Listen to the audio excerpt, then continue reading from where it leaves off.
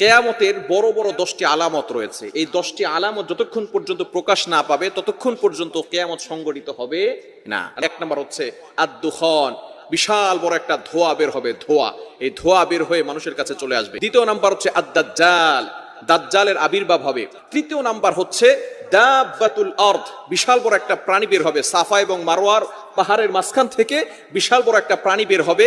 এই প্রাণী মানুষের সাথে কথা বলা শুরু করবে। সুবহানাল্লাহি ওয়া বিহামদি। 4 নাম্বার হচ্ছে আল্লাহ পাক রব্বুল আলামিন সূর্যটাকে পশ্চিম দিকে উঠাবেন। এখন সূর্যটা পূর্ব দিকে, তখন সূর্য উঠবে কোন দিকে? কিয়ামতের আলামত হচ্ছে পশ্চিম দিকে সূর্য উঠবে। 5 নাম্বার হচ্ছে ঈসা আলাইহিস সালাম দুনিয়াতে আগমন করবেন এবং ঈসা আলাইহিস সালাম ওই দাজ্জালকে হত্যা করবেন লুদ নামক জায়গায়। বর্তমানে প্যালেস্টাইন যেখানে রয়েছে সেখানে লুদ নামক জায়গায় ঈসা আলাইহিস সালাম দাজ্জালকে হত্যা করবেন। 6 নাম্বার হচ্ছে ইয়াজুজ মাজুজ আসবে।